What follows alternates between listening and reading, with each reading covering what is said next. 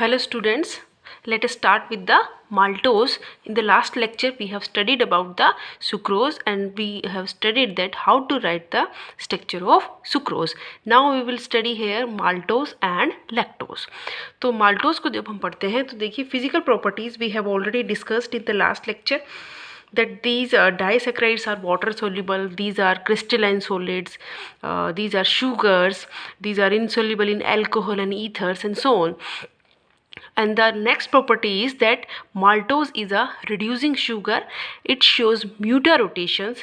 देखिए muta rotation जब ये शो करेगा तो definitely जो भी compound muta rotation शो करेगा that will exist in the two anomeric form, that is the alpha form and the beta form.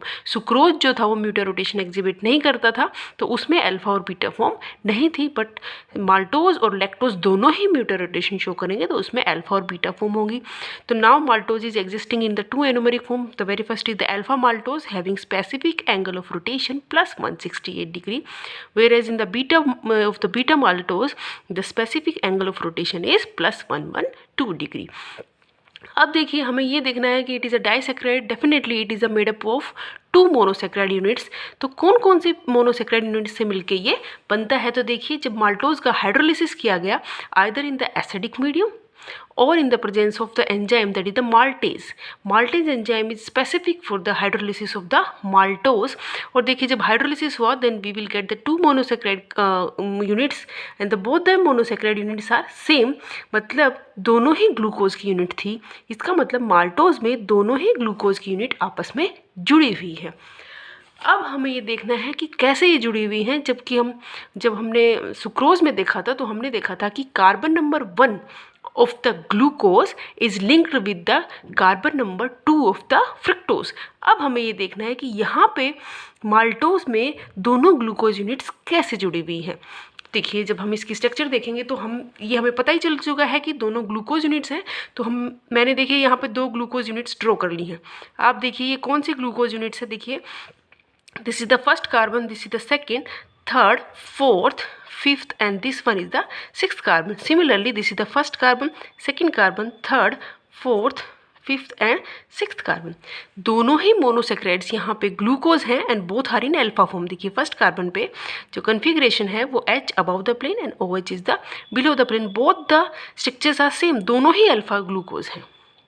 अब आप देखिए दोनों अल्फा ग्लूकोज हैं और यहाँ पे जो लिंकेज है माल्टोज में वो ये होती है कि carbon number 1 of the one glucose condense with the carbon number 4 of the second glucose unit.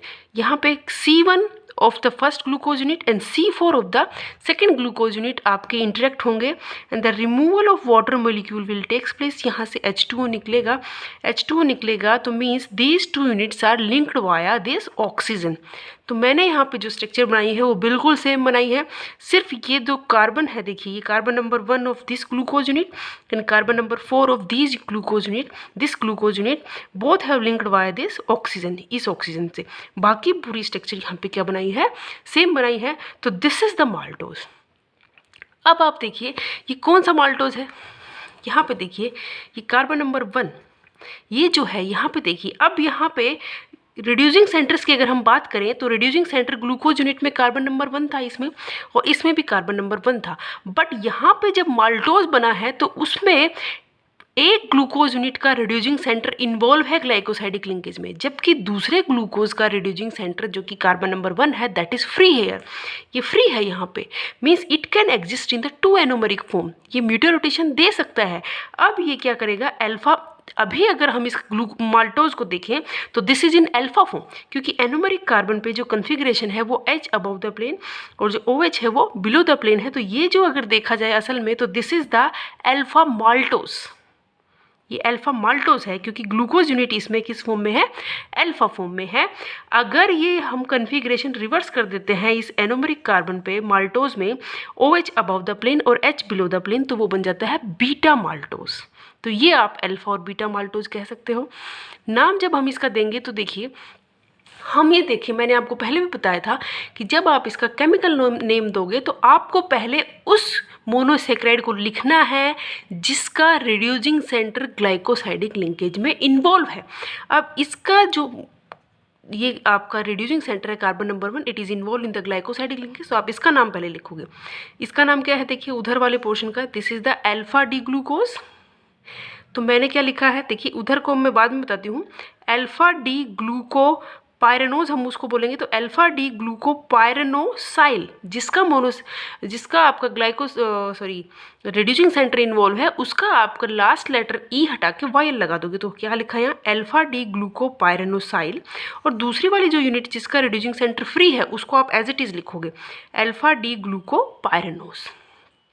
अब आप ये कह रहे हो कि 4O कैसे लिखा ये आप स्पेसिफाई कर पा रहे हो कि फोर्थ, भाई एक तो फ्री है, आपने बता दिया है कि लास्ट में नाम आपने एज इट इज़ लिखा है अल्फा डी ग्लूकोपायरेनोज, मीन्स इसका आपका फ्री है ये। तो इसका जब रिड्यूसिंग सेंटर फ्री है तो इस ग्लूकोज का फोर्थ कार्बन जो है वो दूसरे ग्लूकोज यूनिट के फर्स्ट कार्बन से जुड़ रहा है। तो आप इसको स्पेसिफाई करोगे 4 वाया ऑक्सीजन, और फिर आपने लिखा है अल्फा डी ग्लूकोपायरेनोसाइल अल्फा डी ग्लूकोपायरेनोस। और ये जो आपका केमिकल नेम है, it is the chemical name of alpha maltose. और अगर ये बीटा माल्टोस होता तो आप यहाँ कन्फिग्रेशन रिवर्स करेंगे। तो ये हमने माल्टोज की स्ट्रक्चर लिखी। अब आप ये देखोगे कि ये क्यों रिड्यूसिंग सेंटर है। अगर हम इसकी बात करें कि हमने देखा कि sucrose is a non reducing sugar, जबकि ये रिड्यूसिंग शुगर है। कैसे, ये स्ट्रक्चर देखिए। Now in this structure these two monosaccharides units are linked via this glycosidic linkage। ठीक है, अब आप देखिए the reducing center of the one glycosidic link one monosaccharide is involved in the glycosidic linkage. This is involved, this is not free, whereas the reducing center of the second unit of this disaccharide is free here। यहाँ पे जो दूसरी glucose है उसका ये जो reducing centre है carbon number 1, it is free now, it is not involve in the glycosidic linkage, so it is free now. It can exhibit mutarotation, it can transform itself into the beta form also, as well as it is free to convert it into open chain and reduce the Tollens reagent and Fehling solution। ये यहाँ पे free है, it can now reduce the Tollens reagent and Fehling solution। That's why the maltose is a reducing sugar। अब आप इसमें एक नाम और देंगे, you have to mention the glycosidic linkage. Linkage जो बनी है ग्लाइकोसाइडिक, इसको आपको नाम देना पड़ेगा। ये कौन सी लिंकेज है देखिए, this linkage is between carbon number 1 of one unit and carbon number 4 of another unit. तो so you have to mention C1 C4। अब देखिए कौन सी ग्लाइकोसाइडिक लिंकेज है, ग्लूकोज हैं दोनों, तो आप उसको क्या बोल सकते हो, ग्लूकोसाइडिक। और दोनों को भी नहीं देखना, आपने ये देखना है कि जिस यूनिट का रिड्यूसिंग सेंटर इन्वॉल्व है वो वाली लिंकेज होगी। तो किस यूनिट का इन्वॉल्व है, देखिए वैसे तो यहाँ दोनों ही ग्लूकोज है, तो इस ग्लूकोज का रिड्यूसिंग सेंटर इन्वॉल्व है, तो आप इसको क्या बोलोगे, ग्लूकोसाइडिक लिंकेज। दूसरी बात आप ये देखोगे कि ये यूनिट अल्फा फॉर्म में थी या बीटा फॉर्म में, ये अल्फा फॉर्म में थी, तो आप इसको बोलोगे C1 C4 अल्फा ग्लूकोसाइडिक लिंकेज। आपको मेंशन करना पड़ेगा ये। अगर यहाँ पे ये बीटा फॉर्म में होती और ये जब लिंकेज बनाती तो आप इसको बोलते बीटा ग्लूकोसाइडिक लिंकेज। अगर यहाँ गैलेक्टोज होता तो आप बोलते गैलेक्टोसाइडिक लिंकेज। तो हमने इसको मेंशन कर दिया है। तो जब भी आप स्ट्रक्चर बनाओगे आपको ऐसे बनाना है, you have to mention the chemical name also as well as the glucosidic और whatever the glycosidic linkage आपको उसको मेंशन करना है। तो ये तो हमारा था माल्टोज। अब हम पढ़ेंगे लैक्टोज। ये देखिए लैक्टोज की अगर हम बात करें तो लैक्टोज को हम मिल्क शुगर भी बोलते हैं और lactose is present in the milk also. जबकि माल्टोज की हम बात कर रहे थे तो माल्टोज किस में प्रेजेंट था, माल्टोज जितने भी ग्रेन्स हैं उसमें प्रेजेंट रहता है और माल्टोज को हम माल्ट शुगर भी बोलते हैं। जितने व्हीट है जैसे कि और भी जितने सीरियल्स हैं सब में माल्टोज रहता है और लैक्टोज जो है वो आपका मिल्क में रहता है। और हमें देखते हैं कि जब हम दूध से दही बनाते हैं तो क्या होता है कि lactose get converted into the lactic acid in the presence of the enzyme. अब देखिए lactose is also exhibit the mutar rotation, that's why it exists in the two anomeric form, that is the alpha lactose and the beta lactose. Alpha lactose have specific angle of rotation plus 90 and the beta lactose have specific angle of rotation plus 35 degree. Now let us see from which monosaccharide units it is made up of. So after the hydrolysis we can know this. तो lactose का जब आपने hydrolysis किया, देखिए acidic hydrolysis और enzymatic hydrolysis, तो enzyme यहाँ पे यूज होगा लैक्टेज। लैक्टेज की प्रेजेंस में जब आप इसको हाइड्रोलाइज करोगे तो यू विल गेट 2 यूनिट्स। देखिए both the monosaccharide units have same molecular formula but one unit is glucose and another unit is galactose.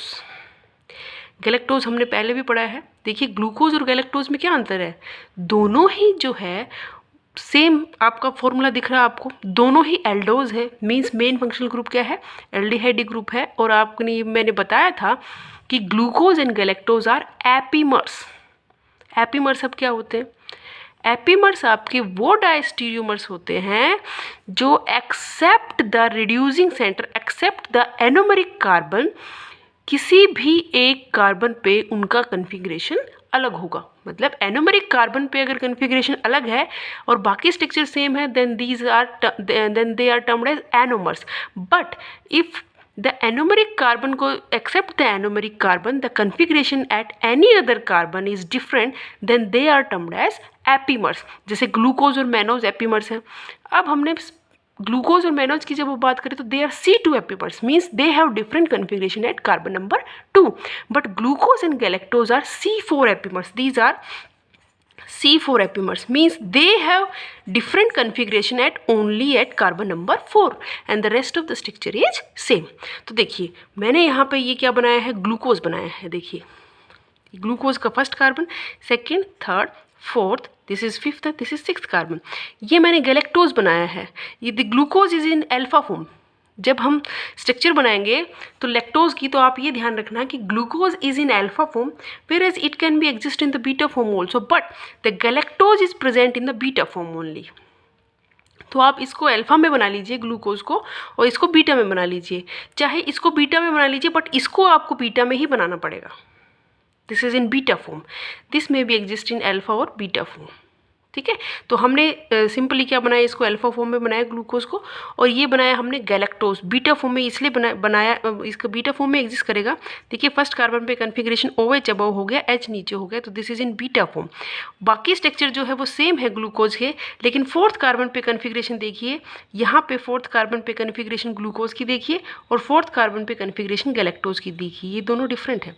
बाकी जो कन्फिग्रेशन है वो सेम है, डिफरेंस बस ये है कि ये अल्फा फॉर्म में है तो फर्स्ट कार्बन पे ये है, और ये बीटा फॉर्म में है तो ये रिवर्स है। अगर ये भी अल्फा फॉर्म में होता तो यहाँ पे कन्फिग्रेशन बिल्कुल ग्लूकोज जैसी होती है एनोमेरिक कार्बन पे, सिर्फ फोर्थ कार्बन पे डिफरेंट होता। तो ये ग्लूकोज बनाया है, ये ग्लूकोज यूनिट है अल्फा फॉर्म में, और ये बीटा फॉर्म में गैलेक्टोज यूनिट है। इनमें कैसे कंडेंसेशन होता है, देखिए यहाँ पे गैलेक्टोज जो है वो बीटा फॉर्म में है, उसका फर्स्ट कार्बन अब जो है रिड्यूसिंग सेंटर किसका इन्वॉल्व हो रहा है, गैलेक्टोज यूनिट का। ग्लूकोज यूनिट का रिड्यूसिंग सेंटर फ्री रहेगा, तो इसका रिड्यूसिंग सेंटर कहाँ पे है, कार्बन नंबर 1 पे, इसका भी कार्बन नंबर 1 पे है, तो ग्लूकोज का रिड्यूसिंग सेंटर यहाँ पे फ्री रहेगा, गैलेक्टोज का रिड्यूसिंग सेंटर इन्वॉल्व होगा इन द ग्लाइकोसाइडिक लिंकेज, और इसका carbon number 1 that is the reducing centre get react with the carbon number 4 of this glucose unit, removal of water molecule will takes place. और देखिए ये जो फिर मैंने बना दिया है कि both the units are linked by this oxygen, कोई चेंज नहीं करा है मैंने, सिर्फ दोनों स्ट्रक्चर सेम लिखी है। बाकी ये जो फर्स्ट कार्बन है गैलेक्टोज यूनिट का, बीटा गैलेक्टोज का, वो हमने fourth carbon of the glucose unit से जोड़ दिया है। This is the fourth carbon of the glucose unit and this is the first carbon of galactose unit. अब आप देखिए ये हमारा जो स्ट्रक्चर आया है, ये स्ट्रक्चर आया है हमारा लैक्टोज का, और लैक्टोज का स्ट्रक्चर तो आया ही है। अगर हम इसको स्पेसिफाई करें तो देखिए लैक्टोज में आपका ये जो है कार्बन, ये इस मोनोसेक्राइड का ये रिड्यूसिंग सेंटर जो है ये फ्री है, और ये किस फॉर्म में है, this is in alpha form. तो ये किसकी स्ट्रक्चर हो गई है, ये आपकी अल्फा लैक्टोज की स्ट्रक्चर हो गई है। और अगर ये बीटा फॉर्म में होता, जैसे कि मैंने आपको बताया था कि अगर आप यहाँ ग्लूकोज को बीटा फॉर्म में भी ले सकते हो तो ये कहाँ पे आ जाता, बीटा फॉर्म में आता, और उस केस में इसको आप क्या बोलते हैं, बीटा लैक्टोज। ठीक है, जबकि गैलेक्टोज को आपको बीटा फॉर्म में ही लेना है। अब आप इस लिंकेज को कैसे स्पेसिफाई करेंगे बताइए ज़रा।